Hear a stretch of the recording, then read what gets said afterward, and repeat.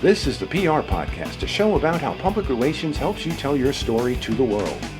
We talk with great PR practitioners who have the skills, creativity, and just plain savvy to get their clients noticed. Now here's your host, Jody Fisher.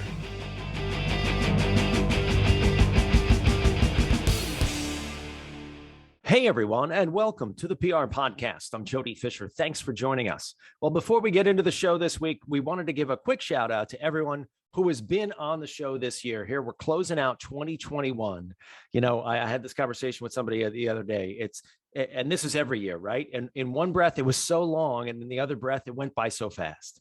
But we started this podcast more than a year ago with the simple hope of sharing some tips, some ideas, some best practices for us PR folk, right? Well, 60 episodes later, and I can't believe we've done 60 already, we have talked with PR pros, with news reporters, with editors, news directors, photographers, videographers, and so many more. We really appreciate everyone who has given so freely of their time and their perspective to come on the show and talk with us about what we all do in this crazy PR and news business. And we want to hear from more of you. So if you are a person who has a perspective on how the news gets made, and that's the way I define whether or not you're a good guest for the show, right? If you have a perspective on how the news gets made, whether you're in a newsroom or whether you're, one of us, one of the PR people who are pitching those news reporters and editors and working with them on a daily basis, we want to hear from you. So follow us on Twitter, drop us a DM with some ideas on what would make you a great guest on the PR Podcast, and let's get you booked in 2022. I've said it before, I'll say it again. 52 weeks in a year, we have a new guest every week. That means we need 52 guests for 2022. You should be one of them. So drop us a line and let's see if we can get you on the show. Now, on to the business at hand, a terrific guest this week. And we say it every week, but I feel a particular special feeling about this guest. So let's get right into it. Mohammadpour is a former agency executive turned chief wellness officer for his own wellness consultancy after he lost and kept off, ready guys, 150 pounds. I am in awe of this guy.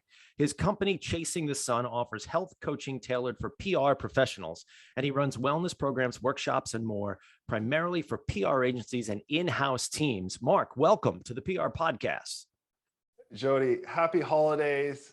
Congrats on 60 episodes. That's incredible. And thank you for having me on. I really look forward to this conversation. It's my pleasure. All right up front, how do you lose 150 pounds? It's interesting, Jody. When I was gaining weight in the 2000s, when I was starting in my career, it just creeps up and it impacts things like your ability to fly, going from Portland to New York to staff a press tour, sitting in the middle seat and coach. It feels awful. Having sleep apnea at night, not being able to breathe, not being able to walk up a flight of stairs without having to stop, breaking chairs in restaurants. It's just incredibly embarrassing examples to live through. But the worst part of it all, Jody, is I was really afraid for my life. I knew I was on a track for type 2 diabetes, and I didn't want to go to the doctor because I knew they were going to tell me what I already know. This is a thing when you are going through a significant weight gain like I did, is that you know there's a challenge, there's a problem, but it's overwhelming trying to figure out how to make a change. And so to answer your question, when I started to make my change was when I proposed to my now wife, Christine, in December 2007. And I was fortunate that she said yes. And I knew I needed to make a change because I wasn't living just for myself anymore. I was living for my wife, Christine, and her family. And I started small. I knew that going to the gym immediately, hiring a personal trainer, trying to use cookbooks and fad diets and all those things were not going to work. I had to think about what was in my control. I had to get tactical, thinking about my own PR folks.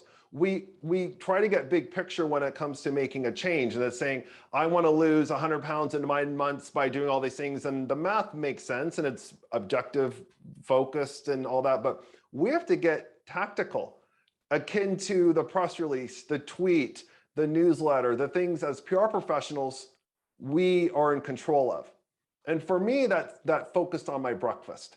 I started with breakfast. I used to go to the coffee shop, the very large international coffee shop that has many locations around the world. And I used to go in there and have a 500-calorie mocha and a 500-calorie scone. And by 8 a.m. every morning, I had 1,000 calories in my stomach. And I said, you know, Mark, I could probably make a change here. Let's start here and go from there. I started learning about green tea and its benefits, and it has caffeine and the fact it has 0 calories. I switched to eating spinach feta wraps, which were high protein, 300 calories. I cut my caloric intake by 70% at breakfast alone. I started seeing some changes. I then examined my lunch. I stopped eating large pizzas at midnight every night.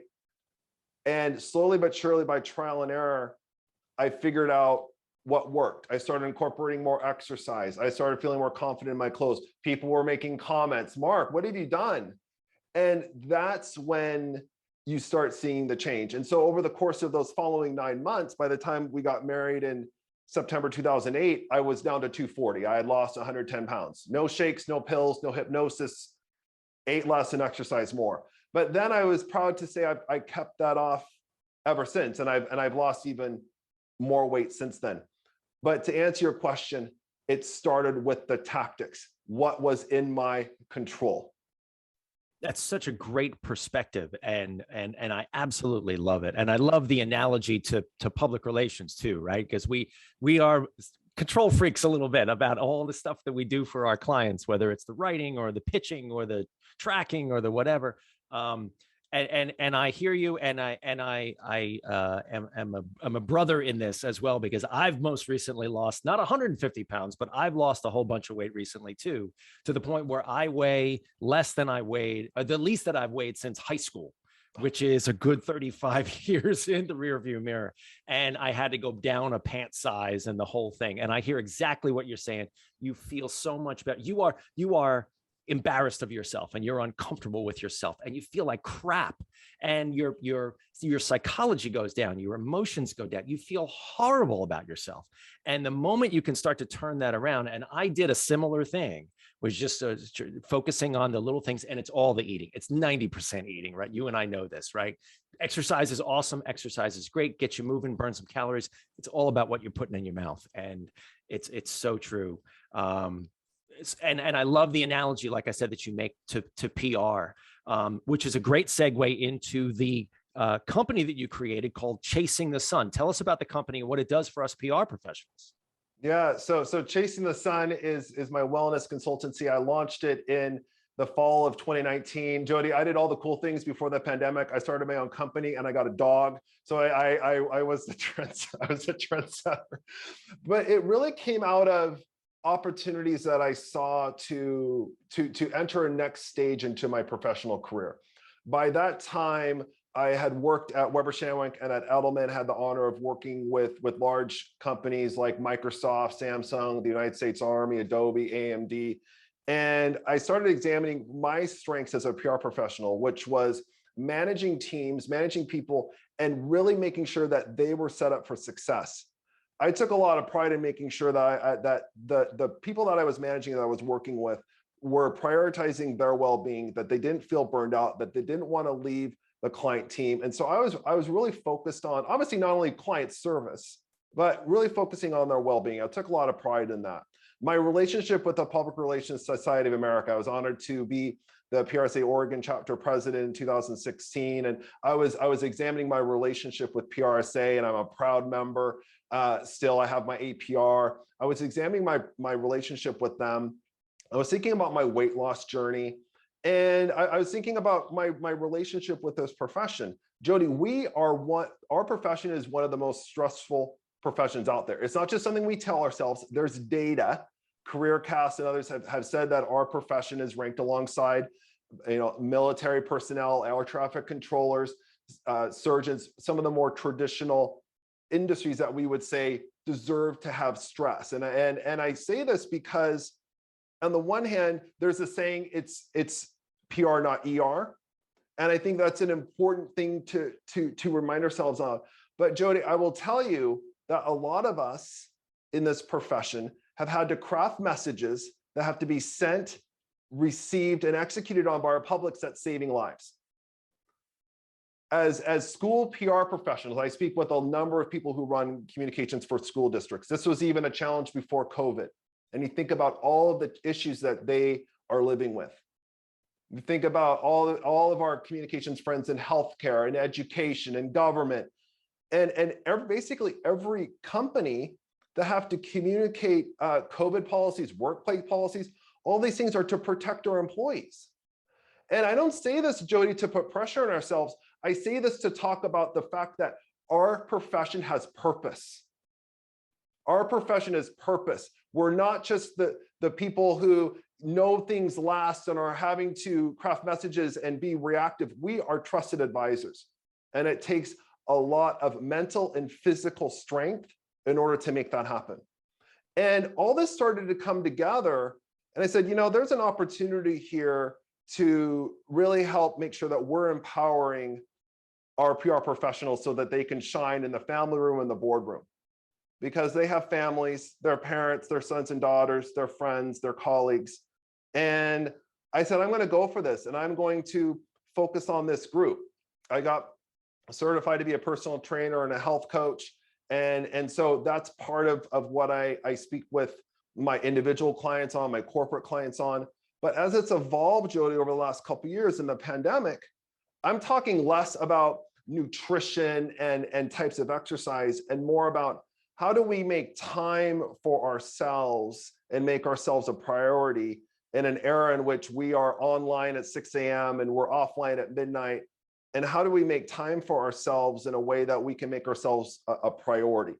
And that's where Chasing the Sun has really evolved over the last couple of years, and the opportunity to work with individuals and companies to think about their lives a little bit differently, to think about how they're spending time, why there are so many meetings, what adjustments can they make so that they can make themselves a priority. And it's been a wonderful journey ever since.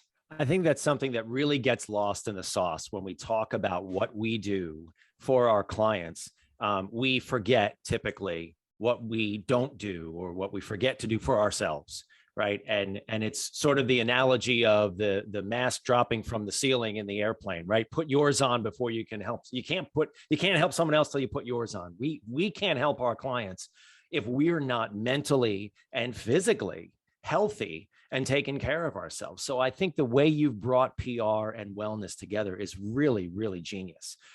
You had sent some notes before the show talking about there's sort of three buckets that you talk about: individual wellness, as well as team and enterprise wellness. Could you break those down for us? I guess we've done the individual a little bit, but talk about the other two. Yeah, absolutely. So the individual really starts with us as the employee, and congrats to you on your weight loss. I wanted to mention that's incredible. And we need more of us to share that. And for all of us, it's also understanding, Jody, that some of us don't have weight challenges. Some of us have other mental or physical challenges, and it's acknowledging that. But what I chat about with people is, why do we need to make this change in the first place? Who do we influence? We need to bring our egos in the room. What's the tactic that we want to do that's within our control? How are we going to make time for it? And then what's our personal crisis plan? What happens, Jody, and I know you and I are big Peloton fans, what happens when that class you're excited to have gets canceled?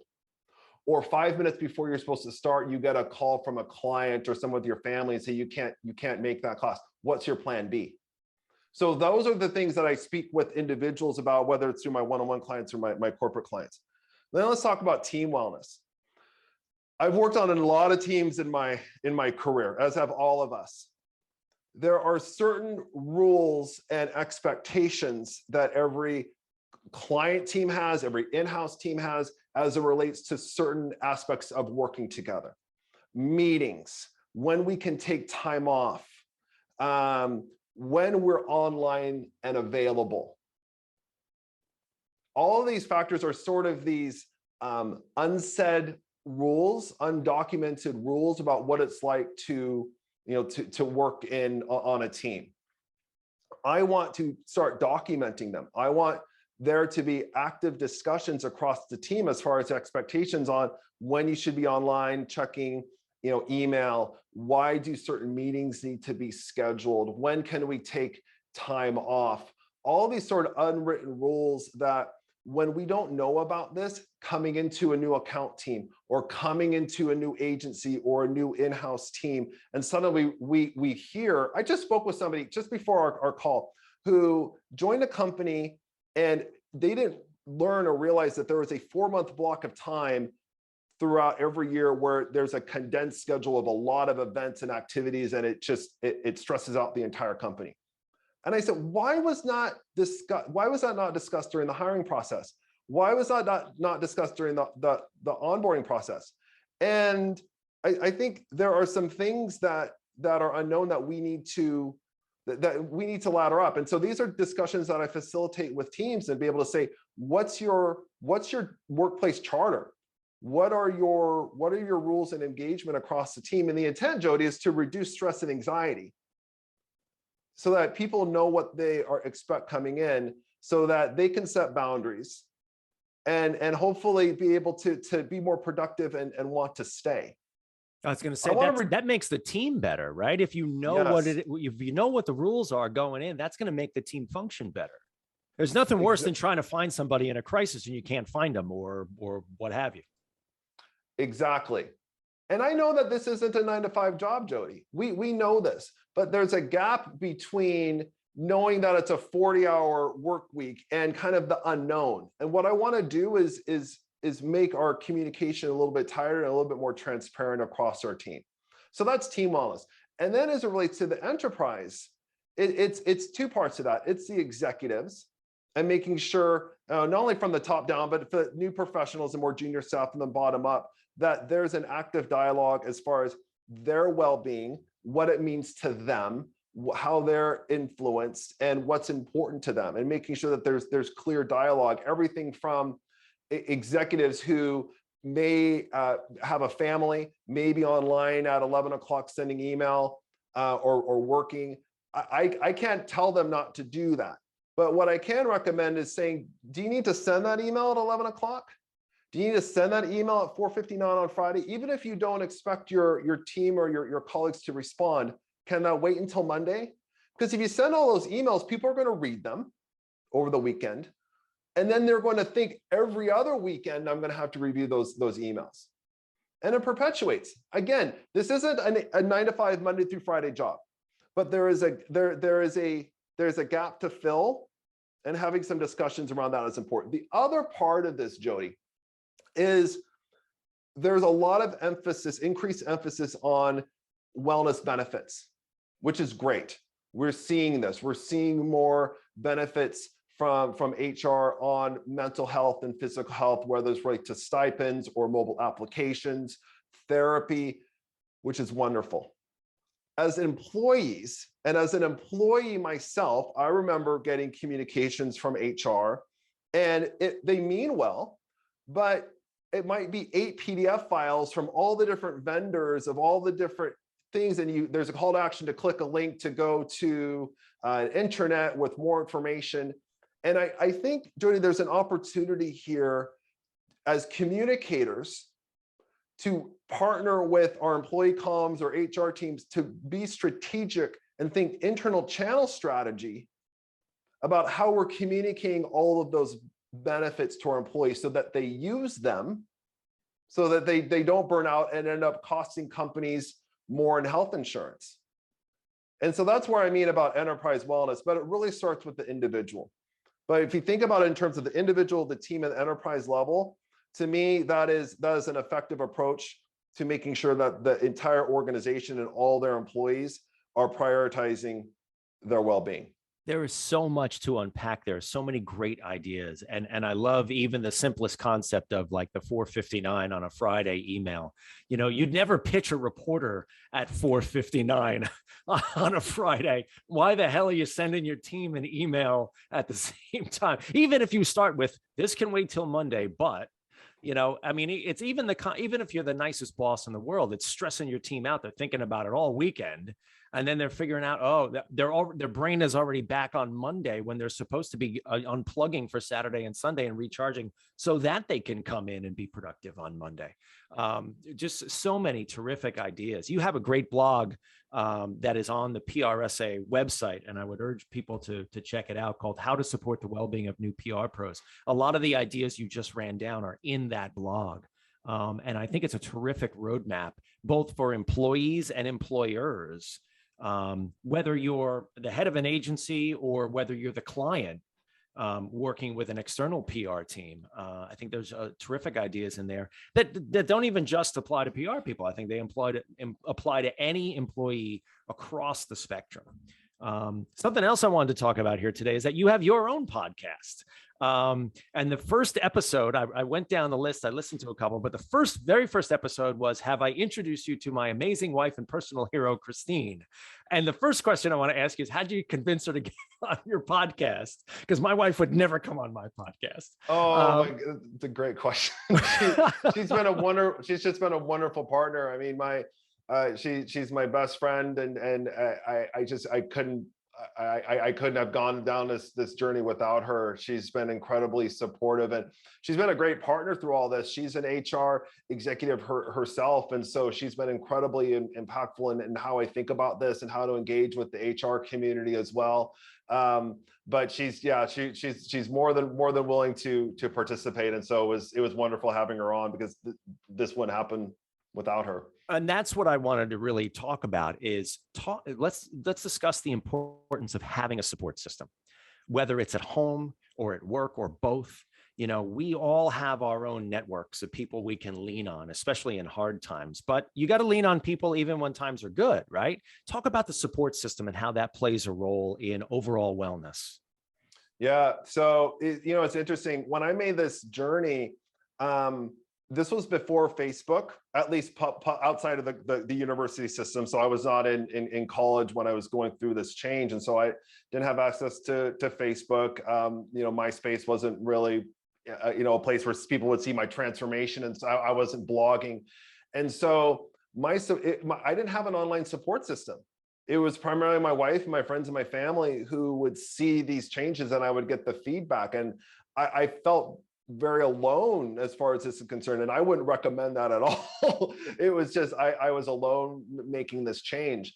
I think thinking through how we're motivated, whether it's intrinsically motivated, which I felt like I was, or if it was pressure from the outside. And I never felt pressure. I just knew myself that I needed to make this change. But it's really understanding how you're motivated and how you're going to be impacted by making this change. And I think whether that's through a professional, personal trainer or health coach or wellness or nutritionist or dietitian to help you do that, to help you give direction on the change that you want to make, I think that needs to be coupled with discussions with your work and discussions on how you're going to make this a priority. And then also thinking about, not only your friends and family that want to support you, but also people who you want those cheerleaders, Jody, but I think you also want people who are going to poke and prod a little bit. I think it's good to have a mix. Yeah, absolutely. I speaking for myself, I love a challenge. And I don't mind someone who looks at me with the best of intentions and goes, really? Or, wow, you're going to make that decision, are you? Okay. That's usually my wife too. Well, Mark, this has been a great conversation. Tell people, I guess, let's end it up in this place. If someone's looking to make a change, whether it's about their own personal health, maybe their mental or their emotional health, or something at work, you talked about this at the beginning of the show about, sort of getting tactical, but is there a piece of advice that maybe you can give to people if they find themselves in a place they're like, wow, something's got to change here. What do I do? I think the first place I would start is really examining, what's the change that they want to make. And instead of necessarily thinking end goal, it's about what's a one step that you can take to get it started. There are a lot of reasons why Chasing the Sun is named what it is, but for me, it's about the chase, it's about the journey, and not necessarily about the end result. Because the more that you realize the steps that you're taking, the more that you're reminded how you're going to get to that spot in the first place. So for me, and no change is too small. It literally started with what I ate and drank at breakfast. That was it. And then it led to other things. And on the one hand, it seems small, but it was a big mental shift and decision, because I asked, God, is this really going to work? Can I stick with this? And it is about the consistency. It's about seeing it over time. It's much like if we were to be talking with our clients about setting up a social media strategy. One of the first things we talk about is being consistent. Channel strategy and audience and which channel, but it's being consistent with the messages, and that's how you grow a following. It's like making changes with ourselves. It's about being consistent. It's about getting on that exercise bike and sweating 30 minutes a day. It's about focusing on one meal and then building from there. That's the best advice that I can share. Yeah, it is terrific. A friend of mine coined a phrase. He said, what you got to do is just swing your legs out of bed. Everything else follows. Yeah. And he's Absolutely. right. And I do it every day at 3:30 in the morning. And it's fabulous. I love it. And you don't regret it. Never. I've never regretted a day. People look at me like I'm crazy, but it works for me. And I never, you know what I regret? Staying in bed. Right. I really do. I feel awful all day long. Well, you know what? Go ahead. Oh, you know what, Jody? The one thing I want to say about that is I'm an early bird too. And I think that's important. I think it's important that the audience and everybody realizes that, yes, it's great to get up early and do them. There's a lot of benefits. I don't want to say it's black or white, saying if you don't want to get out of bed, you can't make a change. Everybody works differently as far as that's concerned. It's just making sure that you are making the time for it and what works, and that what works for you. For you and for me, it's being up early. For a lot of people, it does. For some people, it doesn't. And I always just want to make clear that as long as you can protect your time and be consistent with it, and you want to work out at noon, you want to work out at 5, wherever you can, it's just making sure that you have a backup plan. If you have a long day and you're planning to work out at 5 or 6 o'clock and something comes up, what are you going to do next? Is it going to give yourself grace? Is it going to be waking up early the next day? Doesn't matter. Just install that, just like we would with our clients and the crisis plans we write for them. What are the steps for ourselves? It is clear that you have found your passion, my friend. This has been a great conversation. Let's segue into the rapid fire question portion of our show, where we steal a page from inside the actor's studio and ask our guests a series of rapid fire questions. I know these are going to be good, and maybe we'll even throw in a little Peloton reference here, but let's begin. Rapid fire question number 1, Mark. What is your favorite news source? The Athletic. As someone who grew up with Sports Illustrated, I'm a big sports news fan. The Athletic has done an incredible job. I think it does the best sports journalism in the world. Oh, good one. Good answer. Rapid fire question number 2. What's your favorite social media platform? LinkedIn by a mile. What do you use it most for? Let's elaborate. Building my brand, getting people to understand in a virtual setting who I am. This has been the challenge for me the last couple of years. As I spent 20 plus years as a public relations executive. And now I'm in this different realm where I'm still in the PR industry, but in a different way. And so building a following and being consistent there with a group of professionals has been really powerful. And I think the other thing is I'm trying to really focus on that channel for now. And I have all my other channels, but as far as building my brand and what I'm doing, if I'm my own client, I would say focus on one channel. And for me, that's been the best opportunity. That's fantastic. We're going to connect there after the show. Rapid fire question number 3, coffee or alcohol? Probably both, but coffee, green tea, black coffee. Awesome. I'm a caffeine addict myself. Rapid fire question number 4, what is your favorite on the run food? I would say what I said in the beginning, spinach feta wraps. Those sound really good. You're making me hungry, man.